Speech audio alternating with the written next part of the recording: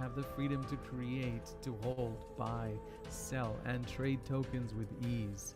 Developers have the freedom to build on top of the platform's layer. Tokel has features such as simplified token creation tools, token decks, and NFT marketplace. The NFT creation process has an extremely low barrier to entry. Businesses and individuals can now benefit from the token economy by using tokens in everyday life. A built-in decentralized exchange enables peer-to-peer trading. Tokel.io, the future of tokenization to NFT and beyond. Greetings, I'm Giuliano. Welcome to Tokel Talk. We have a tremendous show for you today. It's sure to be an NFT game changer. We've got Jesse from Aavegotchi bringing some fun and games. Aavegotchi is an open source, community owned, decentralized NFT gaming protocol. So keep listening to learn more about Aavegotchi and their flagship game, the Gotchiverse. Welcome to Tokel Talk, Jesse. Yeah, thank you for having me. I'm very excited to be here and to discuss a few ideas around NFTs and what's possible going forward. Wonderful. We're so happy to have you here. And we also have the insights and perspectives of two CEOs from the crypto space. We've got Justin Hartzman, CEO and co founder of Coinsmart, a publicly traded cryptocurrency exchange headquartered in Canada, and one of the few crypto asset trading platforms to be registered as a securities dealer and marketplace with the Ontario Securities Commission. Thanks for being here on Tokel Talk today, Justin. Well, it's my pleasure. Really exciting topic. Some great people on here. I look forward to shedding any light I can into current market conditions and where we're going with regulation and the exchange space. Perfect. Thank you so much. And James Hakim is CEO of Curate, a gasless cross chain NFT marketplace. Among other things, Curate will be developing their own play to earn game called Excursion. James, we're so glad to have you here for Tokel Talk. Many thanks. It's a pleasure to be here. Really looking forward to discussing a number of hot topics, as well as our JV of Coinsmart. So it's a pleasure. Exactly. Curate and Coinsmart have recently joined forces. So we are lucky to have both Justin and James here together on our show today. And joining us from the Tokel team are Kelsey. She's here on stage. Hi, Kelsey. Hey there. Happy to have you all on today. It's going to be an exciting show. That's right. And Dream Tim and Cax are behind the scenes running things. We are giving away an NFT. So if you want to participate, there will be a form posted in the Tokel events chat during the stream. Okay, keep a lookout for that. And if you would like to contact us, visit our website, tokel.io/tokeltalk. Now, it's time for some NFT news with Kelsey. So what's been happening in the world of NFTs, Kelsey? Well, I got some NFT stats for everybody. Last week, there were about 157,000 NFTs sold, resulting in over $150 million in sales.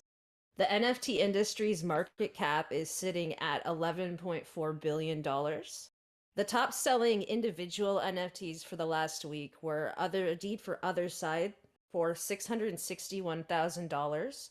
A Bored Ape sold for $390,000. A CryptoPunk sold for $357,000. Another Other Side NFT sold for $355,000, and an Art Blocks NFT sold for $345,000. Last week, the most popular collections were the Meebits collection, which sold over $45.5 million in NFTs. The Bored Ape Yacht Club NFT collection sold over $19.3 million in NFTs. Other Side by Yuga Labs sold over $13.4 million in NFTs. Azuki sold $5.8 million in NFTs. And CryptoPunks sold just over $5.2 million in NFTs.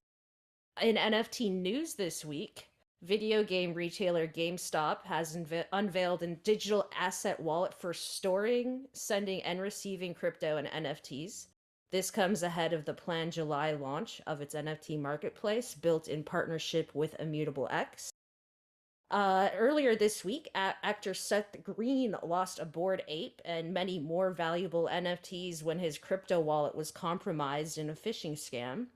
The theft has put his new animated series on hold. Green has been working on a new show called White Horse Town around the Bored Ape, but also features a number of different characters from various NFT collections. Unfortunately, since Green is no longer in possession of the NFT, he may no longer own the rights to the Bored Ape, meaning he does not have permission to use the character in the animated series it was set to star in. He has asked that nobody buy the ape while he works with Yuga Labs to resolve this issue.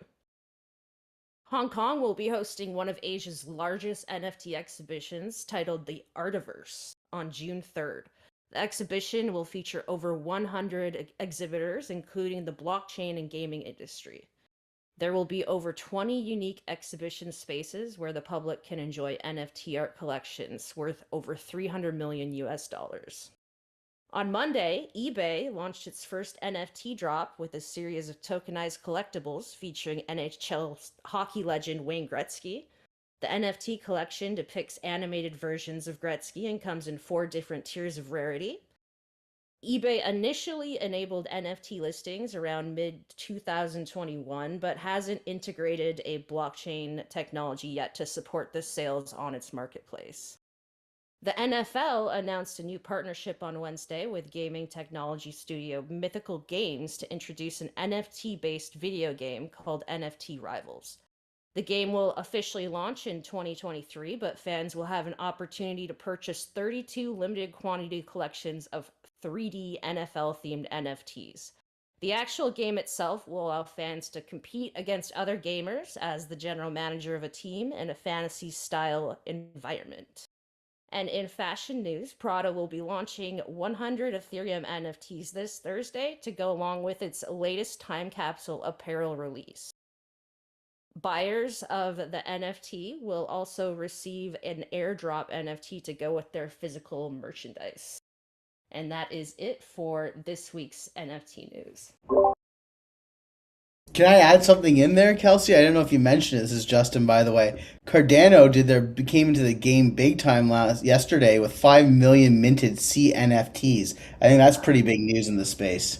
Oh, yeah. I actually, I haven't come across that yet, but I'm glad you brought that up. Yeah, it's interesting to see that Cardano's actually making a move and doing some of the things that they talked about for so long. But great update. Thank you so much. Yeah, there's so much exciting stuff happening in the NFT space. And I think as use cases expand, we're going to see so much more happening. It's really exciting. Right on. Thank you, Kelsey, for that. And thank you, Justin, as well, for just adding to the news. And it's very exciting to have you here. You are running Coinsmart exchange, doing a lot of things. How did you get interested in Bitcoin and crypto, and why? Like, what are you interested in? Why do you like? What do you like about it? Well, good question. I got in pretty early on accidentally when one of our clients from a past company that I ran with my 2 co-founders from Coinsmart, they owed us $5,000 and they just couldn't pay. So that they said, I can give you 5,000 Bitcoin. They're worth $1 each. Maybe they're worth more in the future. And this was in 2010 or 11, somewhere between then. And actually lost those. I see the email where they sent them in to us and said, Justin, they're sent. I wrote back, great, received. But I don't know if that was a running Bitcoin Core at the time, or was a paper wallet. That I have no idea, but that's how we originally got in. But really in 2017, when the market was heating back up and I was looking for a hobby because all I did was work, I wanted to find something I can make some money with, and crypto seemed like a very interesting place to spend some time coming from traditional stock world, and it just enamored me. It brought me in. Everything about it was exciting. It was moving quickly. I could do it 24 hours a day, 7 days a week. But it was really hard. Like, you had to understand what pairing was, which I didn't know at that time. And getting money somewhere was super difficult. Getting registered was nuts. Finding the exchanges I could trust in was really a problem. So we started with 3 words back then, and we stand by those in every decision we make today, which is making cryptocurrency accessible. How do we help bring the crypto curious into the market? How do we help educate them and level them up to be an ecosystem player?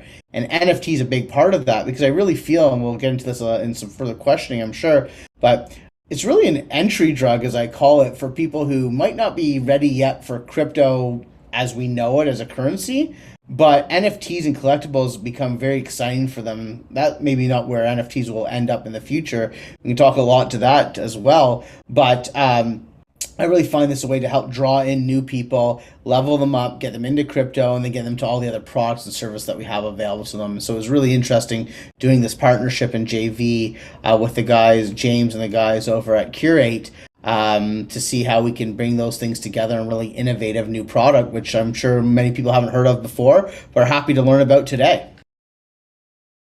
Excellent. And of course, feel free to tell us about any and all of that at will. And so it sounds like you got interested in running an exchange, a crypto exchange, because of your experience in trying to deal with it.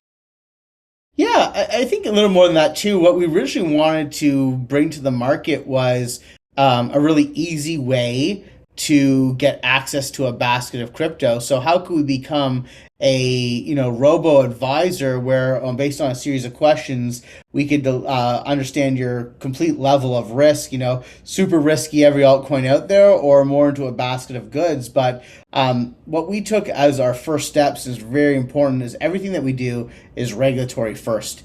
And regulators just would not allow that under any circumstance. It wasn't until late last year that we became the first publicly traded, duly listed, not only in Canada on the stock market, but also in Germany for our European users, the Frankfurt Exchange, fully or regulated, take the word fully out, regulated by entire country, being the OSC, Ontario Securities Commission, and the Canadian Securities Association, as a full marketplace. So we really built a big moat around our company of what is regulatory first.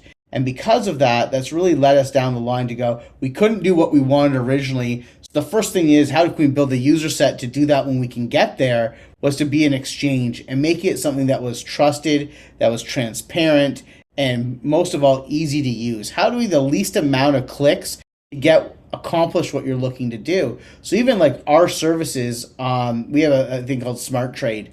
You can go from any fiat to any crypto to any crypto. Doesn't matter what you want to do. You choose to go from what to the other. We do all the transactions in the background for one fee for you, and it's just done. And it sounds easy, but it's very difficult to keep prices and hold them for the few seconds it takes to get through multiple trades from different venues to achieve that, what people are looking for. Very nice. And in that sense, does that inform how you decide which cryptos to list on Coinsmart, or how do you decide which cryptos to list? Yeah, actually just writing an article for Cointelegraph just this afternoon about that. We have a KYP process, so know your product. And it's like in other traditional asset classes, they have this as well. But we look at approximately 25 different aspects of a coin or a token to see if it can hit our platform. So we look at things like how it was funded, who the team behind it is, how often the code is updated, the developer community, how many exchanges, the market cap. The list goes on about this. And if it meets a certain set of our criteria based on regulatory compliance, we can add that to our platform at will, as long as it goes through. We've done that analysis. It goes through an investment committee of 6 people on our side. And as long as there's unanimous agreement that it should go there, it gets added to our platform. Okay. And so what are your, being a centralized exchange, so to speak, what are your thoughts on P2P decentralized exchanges, if you have any? No, I do. Listen, at the end of the day, you can't have NFTs, you can't have metaverse, you can't have DeFi protocols unless you have centralized exchanges. You have to, at some point, get money onto a market and get money off of a market. And for all of us out there who are looking to see, high tides raises all ships in the crypto space, and there's only 2.5% of the world in crypto today, if we need to bring more people in, we need exchanges like ours in a centralized fashion to help get people to the P2P side of things or the DeFi solutions out there that really provide them with things that regulated exchanges can't. Regulated exchanges will catch up. They'll be a little bit slower, but they will get there. And we really are the plumbing to allow those things to happen. So I appreciate the need for them. I understand, excuse me, why they exist. And we're here to support that in any way we can. We're always looking for great partners who are doing things in the right way, in a transparent, really nice format. So we are not making more black eyes on the market like we've seen, but really lifting it up for everybody.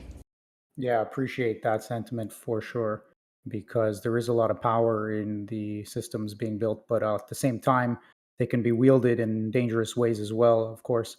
And so, it's interesting to hear your thought process on that. And yeah, I mean, you mentioned about like the pipelining or the way to connect them. So I wonder if you think that there's a future way that centralized exchanges and P2P decentralized exchanges and systems will be able to somehow seamlessly connect in some ways. Do you have any thoughts on that? I think so. I think we're starting to see it happen now.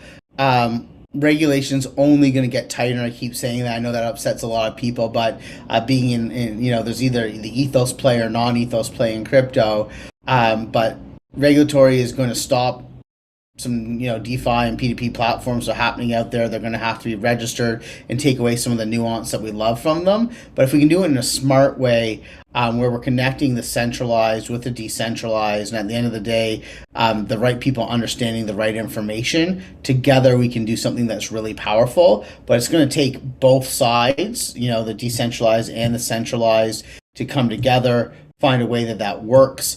And I think, partnerships like that we're working on with James at Curate are really helpful for those scenarios where you have a regulated platform coming on to a non-regulated environment, because it just isn't in the NFT space, but doing something really good together and growing those businesses are really going to take us to the next step. But again, it's a little bit different than the ethos that a lot of us got into crypto from the beginning. That changes over time as the world changes around us. All right. So, and that brings us to basically the next part here, and we're going to start talking to James as well from Curate. Justin, when did you start thinking about getting into NFT marketplaces, and then also how did you find Curate? Yeah, no, good question. So, as I mentioned, our job is to bring the crypto curious into the market, educate them, and make them an ecosystem player. So 3 steps. Well, if we educate these people and make them an ecosystem player, it's not really a good look for us to not have those tools and those features and functions and items within the crypto sphere that they want to have. It takes a lot of money, it takes a lot of work to nurture, bring in new customers, add more people to the ecosystem. So we don't want to just, bring them in and then lose them out the back end to another platform that may have what they're looking for. We want to be that for them. And we really believe the first step for us, there's three-pronged approach is NFTs, high yield accounts, and crypto lending and staking. So really this is the first step that we went into, going, this is a good entry point. We could add some, other rails and payment rails to make it easier. We've done a lot of partnerships where we're the payment backend for other NFT platforms that exist on the market today. Gumball, which is a huge car race that's happening right now in North America, we power theirs as well. And really what I liked about it is serendipitous. I was in where was I? In Malta, actually, when I met some of James' team down there. It was the first night we were there having a drink. One of his team members, Thomas, he's a very tall guy, maybe 7 feet, or at least felt that way to all 5'6" of myself over here. I'm looking up and talking to him. Love that the platform was gasless, which doesn't really exist out there. It's cross-chain, so you can have multiple different NFT projects coming into one place. And they really just had their stuff together. So I really liked the team from day one, liked what they were doing. And I felt that we could add some stuff that they were missing on the other side, maybe some of the more regulated pieces of it, the business back end, some smart, really interesting NFT folks.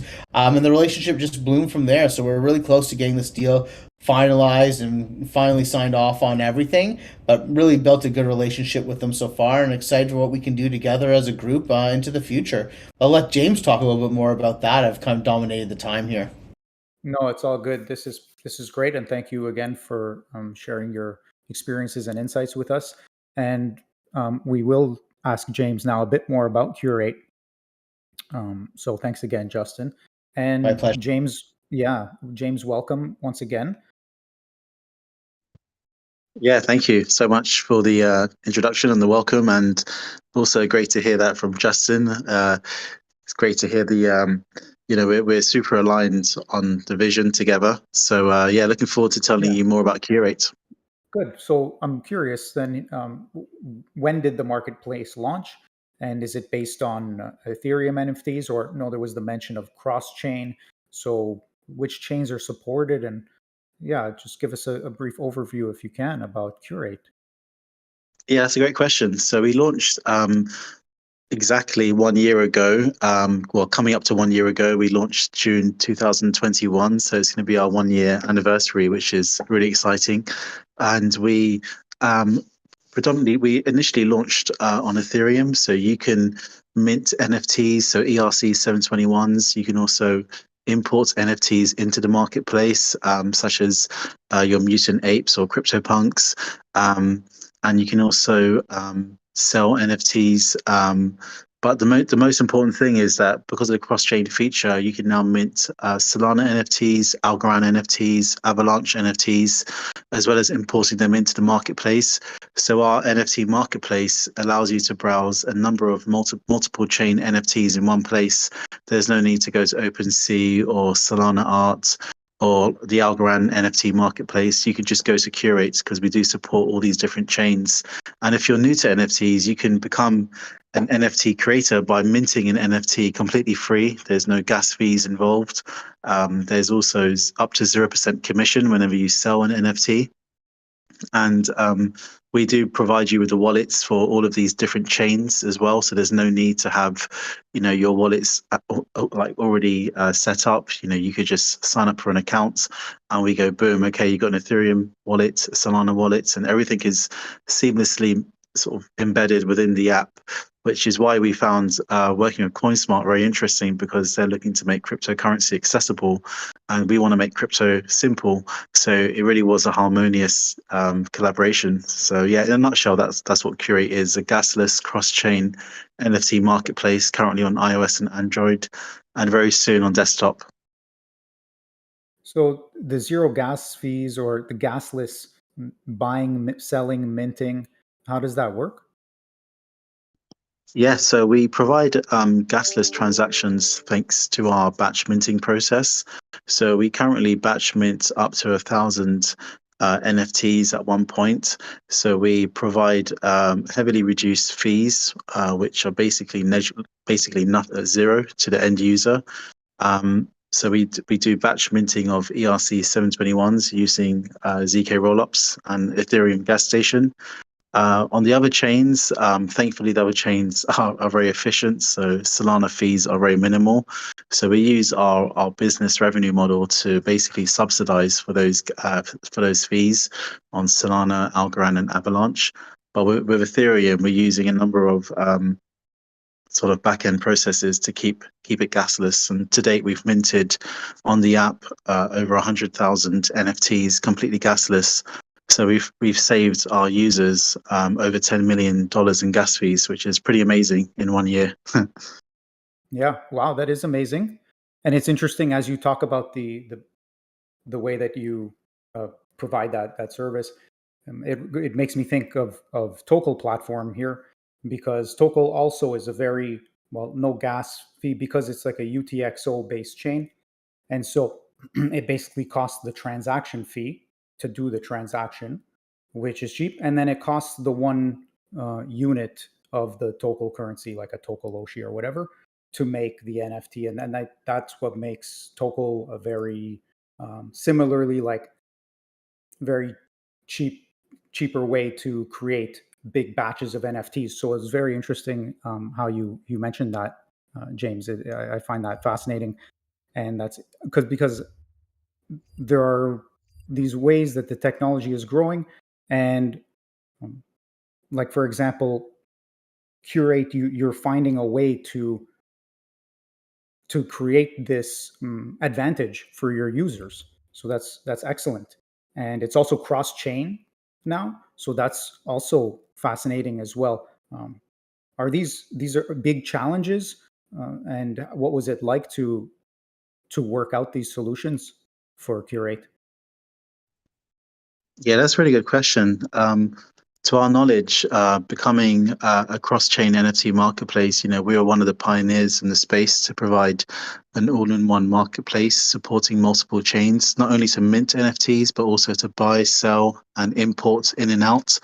So, the importing and the exporting, that part was the easier part, but actually providing a mint process within a mobile app was very tricky, especially with, Apple being quite restrictive with crypto apps.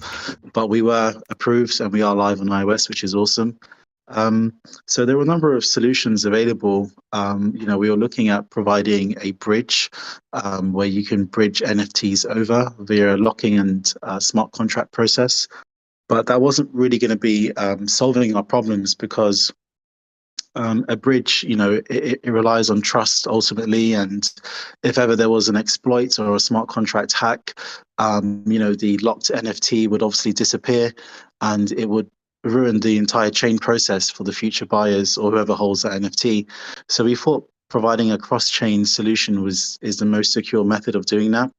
And currently we do support a number of chains on the app, so Ethereum, Solana, Algorand, Avalanche. We do have plans to support future chains down the line, so Binance Smart Chain, Tezos, and we were looking at at the Terra chain as well. Not so sure about that at the moment, but we essentially had to set up different infrastructures and different nodes with each chain and have to essentially work very closely with those blockchains. So we're basically working very close with Algorand. We received the grants from them and they've helped set up the infrastructure on our side. We attended the Solana conference in Lisbon last year. We were invited to speak as well on how we're setting up the sort of the mint process within a mobile app. We're one of the first to do that. And without the support from the blockchains themselves, it would be quite difficult, which is where I think we've excelled so far. That's kind of how we basically did it to date. Amazing work, and I'm sure that it was a collective effort between yourself and the rest of your team. And so, congratulations so far. And I'm also curious about the play to earn game coming soon. I think it's called Excursion. Can you tell us more about that? Yeah, sure. So this is, like you said, a play-to-earn game coming out this year. It's being developed by a gaming company based in America called Working Man. They've developed games for Binance-listed projects. They've won a number of awards. They've also developed a Kim Kardashian mobile game, games for miniclip.com as well as Nickelodeon and Disney. So they're quite a high-caliber gaming studio. And the game basically the game that they're developing for us is a exploratory adventure game where there's going to be two components. There's going to be a PvP component, so player versus player, and essentially you need to build up your character kind of like an RPG where you have to have certain NFTs or certain skill sets to give you a greater chance of winning. So when you play against another real player, you are essentially putting your Excure up for grabs. So Excure is our utility token at Curate. That's the native currency on the marketplace. So you can essentially gamble your hard-earned Excure in this PvP gaming component. But there's also a player versus element component as well. Sorry, player versus environment. So if you don't want to play against another player, and you don't really like having to sort of stake your odds, you may not have the best NFT or your metrics may not be so high, then you can have a chance to grind up your player and essentially have a solo single mission in the game where you explore the land. It's very much similar to where it's a top-down view. It's pixelated, so it's got that kind of the RPG kind of retro feel, and you're exploring the land, battling against other sort of warriors. It's got this sort of castle medieval theme to it as well. I don't really want to give too much away because we do have a marketing campaign around this, and my CMO will probably tell me off. But it is going to be really fun, really retro, and if you're into RPGs, you definitely want to check it out. Excellent. Well, I'm sure that's going to be exciting for everybody who loves RPGs, and I'm sure that's exciting just for Curate in general to be just providing value to users in such forms, a variety of forms. And I just makes me wonder at this point, what does it mean for Curate to be partnered with Coinsmart at this juncture?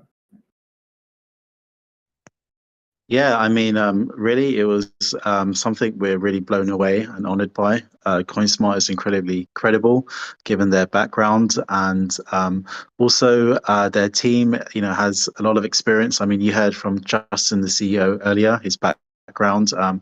But not only that, they've, I really do appreciate their full business backend, the fact that they're regulated, they're compliant. Even though we are compliant to an extent in the UK, being set up here as a corporation, we're centralized, but there is always going to be, people always looking for regulated partners to sort of ensure trust in the space. And I feel Coinsmart brings a lot of trust to Curate's community. So it was a very big deal for us and the community. We're very honored to be working with them. We feel we can both work together to elevate the NFT space and bring a lot of innovation. I'm really looking forward to the next steps with Coinsmart, especially with Justin and his co-founder. So the sky's the limit, and looking forward to the future. Wonderful. Well, wishing you all the best of luck as well. And speaking of games, we also have here with us Jesse from Aavegotchi. And Aavegotchi, when I look at the webpage, I get excited by just the look of the game and the NFTs and the Aavegotchis, what they look like, and just the feel for Aavegotchi itself. It seems very fun and enjoyable. So Jesse, thanks for being here today. And I'm just curious here. Yeah, what is Aavegotchi? When did it launch, and on which chain? Yeah. A little background here. We launched Aavegotchi in September of 2020. That launched on a bonding curve with our GHST Ghost token. We call it Ghost, but it's GHST. And it was a decentralized fair launch, making the Aavegotchi protocol a decentralized DAO from day one. So the unique thing about Aavegotchi, if I could pick one of the many things, would be that it's a DAO from day one. And that means you're basically building a game that is governed by the players. So we kind of have two key products. We have Aavegotchi at Aavegotchi.com, and that is more like what you'd expect their name referencing, the Tamagotchi, right? This is your NFT crypto pet. It's kind of an intrinsic game. Everything's happening with how you take care of your NFT. You can pet your Aavegotchi. You can stake tokens inside of your Aavegotchi, so it's like a piggy bank, and you can do a lot of cool stuff there. But over the last year and a half, we've been developing the more robust, ambitious game, which is the Gotchiverse. That went live in alpha about 30 days ago to great success. We had a huge hockey stick in active players daily, all sorts of great statistics coming in, and just a new energy around this idea of basically having a open world play to earn NFT RPG. And it's if you're on the Aavegotchi.com landing page, you can see kind of the preview and the trailer, and you can see what it's all about. And it's a very vibrant kind of vaporwave style world. I like to say it's like Legend of Zelda from the 90s, but kind of like microdosed or a little psychedelic. Nice, very nice. I like that description. And so, when did you get interested in NFTs? Yeah, so my journey with NFTs, I actually started on the digital assets exchange side, working in mainland China with one of the oldest Bitcoin exchanges there. And through that process over a couple of years, you meet a lot of projects, and some of those were NFT, very early NFT projects and developers. And so being exposed to that in like 2017, I was helping to co-found Mintable.app, the first no-code solution to make your own NFTs on Ethereum. In 2018 was Zach Burks, and from there I went to work on my own project called BullionX, where we really were the first to explore having a 721 standard NFT that could accept deposits of an ERC20. So the NFT almost acts like a wallet. So that experimentation led to a project called BullionX, which had gold stablecoins staked inside these rare crypto artists collaborations. And everything we learned there, all those lessons learned, really applied to those earliest phases of what Aavegotchi would grow to be, where you would be taking DeFi yield generating tokens from Aave and storing them inside your Aavegotchi. So it's like encouraging healthy investment as opposed to degen. You're actually like, you have a savings account. And then you gamify it because you can play with it. You can earn yield, extra yield by petting it and naming it, and just generally vibing with the Aavegotchi community in the DAO. So it actually earns XP, like experience points, if you vote in DAO proposals. So we even gamified the DAO voting process to address voter apathy, which is like a real thing for not just the real world, but DAOs as well. Interesting. Yeah, very interesting. So in Yep. Aavegotchi, you mentioned you take care of it and it will take care of you. Is That's that right? That's Yeah. it's so true on so many levels. So whether it's the petting and you climb the leaderboard and you're farming ghost token at that point, or now with the Gotchiverse, if you have more XP for your Aavegotchi, some of these traits are starting to come online where you actually benefit from that. You can run a little faster. You can we'll have melee battle mechanics that are on the horizon, and then you'll start to see a lot of those experience points really pay for themselves in multiple ways. So Aavegotchi is a community-owned, decentralized NFT gaming protocol. What does that mean? Yeah, it means that the NFTs themselves, the Aavegotchis, their wearables, all the different game items, everything is on a standardized either 721 or 1155 NFT. And we run on Polygon. And basically, it means that anyone can build, and kind of like Moneylay goes with DeFi, right? You can build games, experiences, analytics. All these different dApps are being built by the community now around the Aavegotchi protocol. And then I'm with Pixelcraft Studios, which is kind of a separate studio that is tasked with working with the DAO to develop the Gotchiverse, which is a very ambitious backend. If you'd look at like Decentraland, one of the leaders out there, we love them. But if you go in there, you might only have 100 to 200 people on one instance. So you and me meet in the world, but you're on a different server than me. It's possible we won't see each other. And it really breaks the illusion of what a metaverse should be. So we're going the opposite way. It's a low-res, pixelated, top-down RPG, but you get 4, 5, 6,000 people all on the same instance together. It scales so huge with what we built from scratch. Our current CTO and back-end developers are the former CTOs and CPOs of CoinMarketCap. So we've sought out a lot of the experts in the space that have proven track records for building robust, powerful infrastructure. And so the cute kind of aesthetic on the surface layer is really giving away to a much more complex and enduring infrastructure on the other side. Right on. It sounds like you are at the head of the future, where you're involved in this DAO, creating this game, this DeFi game that benefits its users when they interact with it. And that it just sounds very fascinating.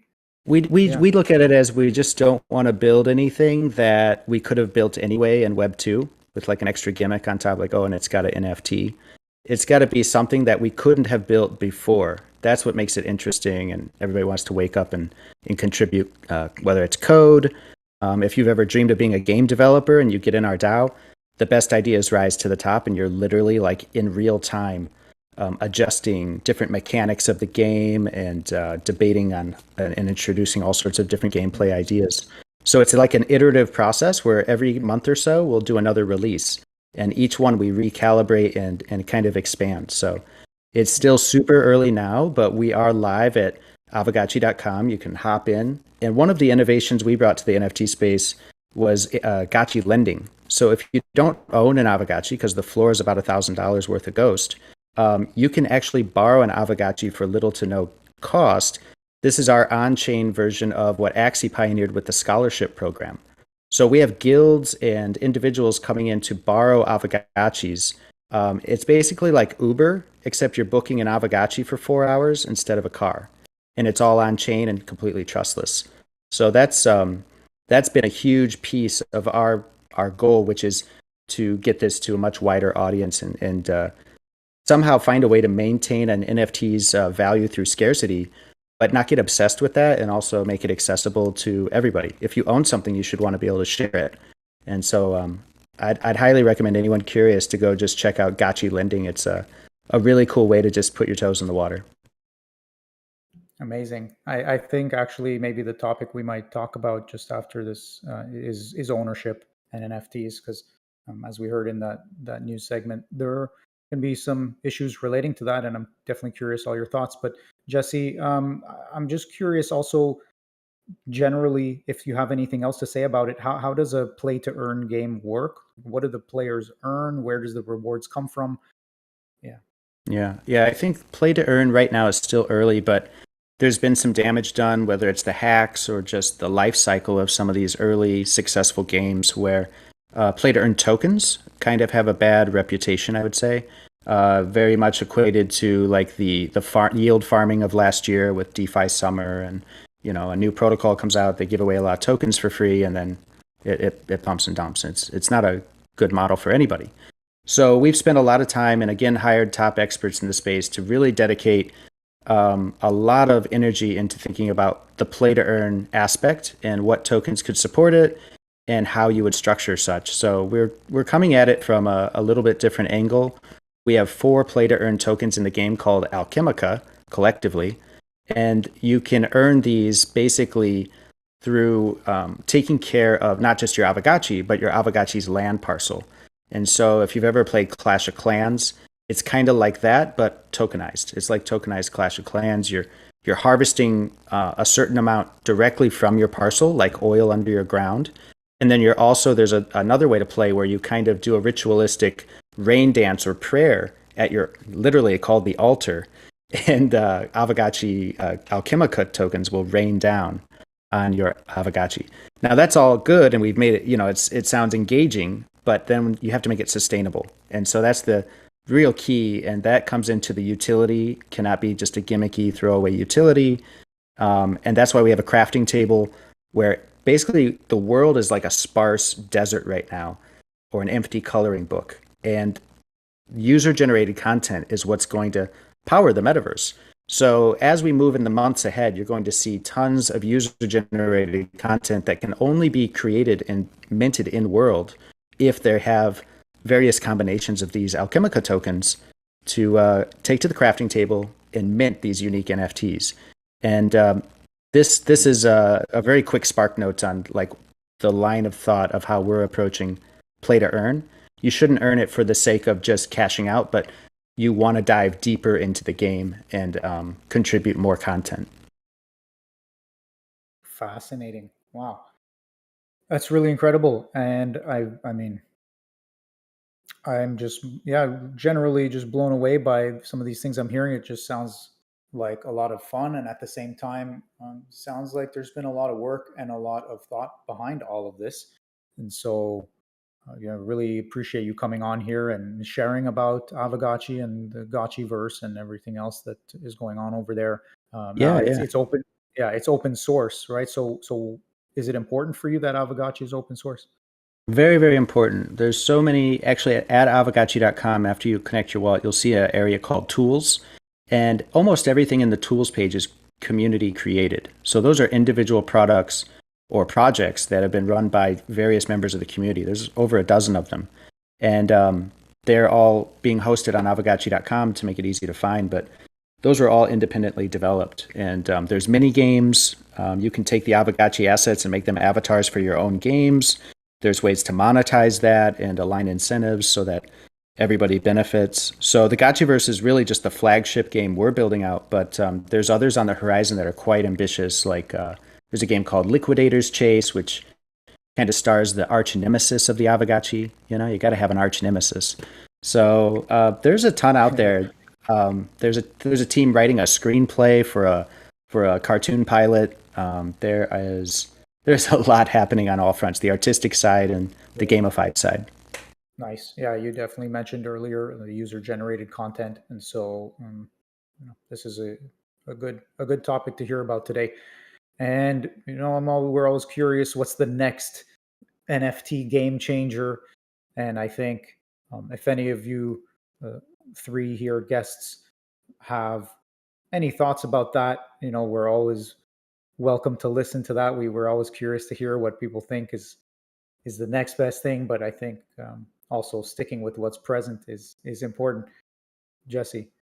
Yeah, I think like I said at the beginning, basically, my strongest belief is that Web3 games will have to unlock a experience that is extremely valued by a wide array of people and cannot be something that could be replicated without blockchain, without Web3. So that's why we're kind of running towards crypto development. Like when you play Aavegotchi, you're staking or doing a Chainlink verified raffle, or we basically embrace Curate and don't try to abstract away the blockchain. Like you're interacting with a crypto product. And I think that the most likely success, like breakout success, will be a project that, if not us, another one that similarly embraces crypto. And crypto's popular. It's growing faster than the internet grew, and we want to run towards that.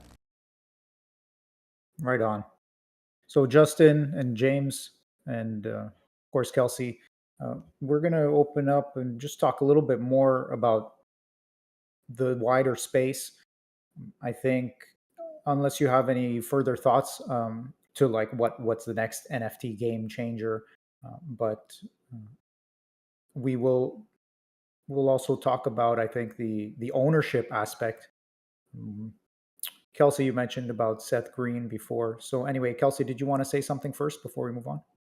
Yeah, I mean, I'm really excited to see where play to earn gaming takes us, as well as learn to earn, create to earn, and also a new type of play to earn called burn to earn, where you're actually doing physical activity to earn tokens. So there's so much excitement in this sector, and I really feel like things are going to be taking off. Yeah, yeah, and then of course you got to, like Jesse had alluded to as well, you got to watch out for the things that are not really, that basically can get hurt with that kind of stuff. You can call it Ponzi-nomics or other ideas like that. But okay, so let's step back here and bring back in James and Justin. We also have Jesse here from Aavegotchi.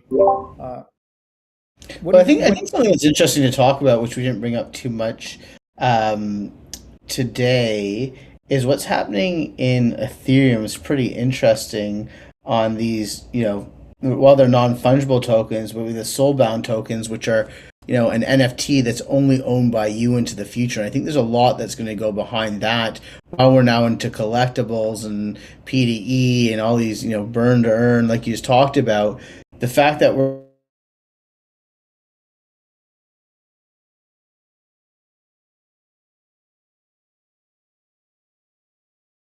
Did we lose Justin's audio there? Yeah. Okay. No problem, Justin. When we might have lost your audio there. When you get back into it, just jump right in. Okay. So James as well, and also Jesse. Like, what do you think? Maybe we'll go to James first here. What do you think about the ownership aspect? Uh, there's Is there a fine line between the ownership of the NFTs and what the NFT represents? For example, what happened with the Seth Green scenario? loses the NFT, and therefore it's no longer his anymore. What are your thoughts on those kinds of situations? Yeah, it's firstly very unfortunate what happened to Seth Green. I'm a big fan of him. I've been watching his films from from a very young age, and I was very looking forward to the animated show. But yeah, I think when it comes to blue chip NFTs, obviously the commercial rights are given to the owner. Um, Obviously, if you were to sell the NFT legitimately, those commercial rights should be transferred. However, if it was a hack or an exploit, I think there should be some caveats in place, some protection. Perhaps Yuga Labs I'm sure they do have the terms and conditions laid out, where if that was the case, then those commercial rights are not transferable. So I think I really do hope Seth Green gets that NFT back, not just for himself, but also to give some reassurance to the space for those who have lost, their highly valuable NFTs. I mean, I'm the owner of a proud mutant ape NFT, and God forbid if I was to, go for a phishing scam, it would be horrendous because I've actually printed out, a canvas of my NFT. I've got cushions, so I feel like I'm already bound to this NFT. Obviously, if I was to sell it, I would seek permission of the new owner. Is this okay for me to continue displaying this in my house? But like you said, it's a very thin line. I think this is where we welcome regulation to really provide some sort of reassurance in what should be the case, because there's a lot of confusion.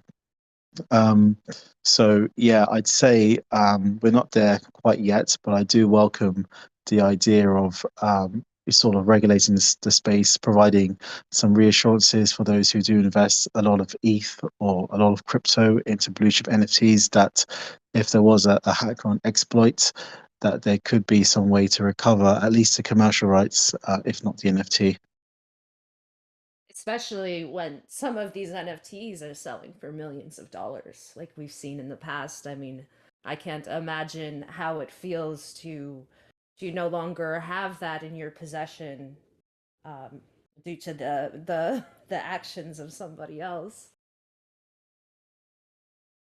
Exactly. So yeah, it's a scary one. I think there's only so much we can do as owners. We could have steel plates with our seed phrases, cold storage. We could even hold our NFTs in centralized platforms where there's like staking and borrowing and lending, but still allows you to sort of have liquidity and sell your NFT. But I think that's not enough. I think that there needs to be some form of accountability from like a regulatory body. So yeah, it'll be interesting to see what happens. Yes, I do feel like we need to protect the consumer. Like the owners of the NFTs need to feel like their NFTs are secure. Yeah, I would just say, there are already laws on the books against fraud and theft and all of that. So it could be prosecutable, but it's very hard to enforce in most cases. So in the meantime, we should also look for ways to just make secure ownership more possible from an on-chain point of view. One thing we've done with the lending is it's really it's like a secondary use case, but you could take your Aavegotchi NFTs and store them in a hardware wallet or whatever you deem is the most secure wallet. And then you could use lending to create a whitelist. So you don't have to lend to anyone in the world. You could create a custom list of addresses you're willing to lend to. And so then you could, what some users are doing is they're locking away their Aavegotchis in top security, and then they're making a whitelist and lending to themselves on a hot wallet. And what you're doing is when you do that, you don't actually give up the full NFT from that hardware wallet. You're simply giving up specific permissions that allow you to play the game and earn the coins and do whatever you want to do. And so in this way, they can secure their NFT and still play the game on a hot wallet. And that's been a really cool secondary feature since that came online 30, 40 days ago. I think Cool. that's an awesome approach, actually. That is fantastic. I've never heard of that before. Yeah. Yeah. And as we wind down the show, I just want to see if Justin is still there. Did you get that audio back, Justin? Maybe not. Okay. Well, we are winding down for today. I think I got it Oh, there back. you are. Sorry about that. My Yeah, internet there you connection. are. Yeah, apologize There you about are. that. No problem. Please go ahead and continue what you were saying earlier, or just add on whatever you would like. Yeah, I honestly am just hearing some great things here for gang. I was just talking about, tokens, they're NFTs that were owned by a single person and they're non-transferable. And that's the way of the future. I think that NFTs are going there, but we'll leave that for a whole other show. I think we can talk about soul-bound tokens for a long time. This all revolves around Ethereum getting to Ethereum 2.0 and other things happening. So it's an exciting time in the space. Appreciate everyone's conversation today. I learned a lot here myself. Right on. I do wish we could talk a little bit more about some of these ideas, like moving towards the future and specific things that are on your radars and what what you're interested in and what you're watching and keeping an eye out for. It sounds like you're looking at ETH 2.0. I guess everybody is. I guess that's not even the proper name anymore, but that's besides the point. Well, there'll be lots that we can come back and talk about at a later time, especially as us and Curate come together, do some pretty special things. So thanks for having us or having me. I appreciate it. Yeah, no doubt. Well, yeah, for sure. And we are before we turn things down completely, we are going to turn it to Kelsey for a little bit of Tokel news update.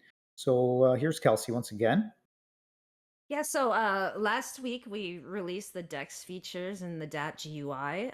So we're enabling easy use of DEX functionality. It's a huge step in the right direction for Tokel.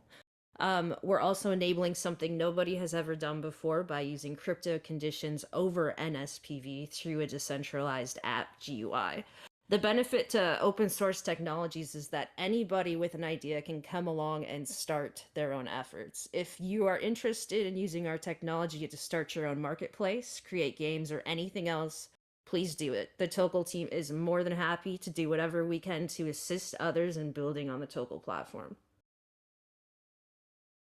Awesome. Thanks, Kelsey. And once again, we're going to turn to our guests and say thank you and find out just a little bit more. So, for example, Jesse, you had mentioned the website. Where else can we go to find out more, or if anybody wants to Yeah. contact?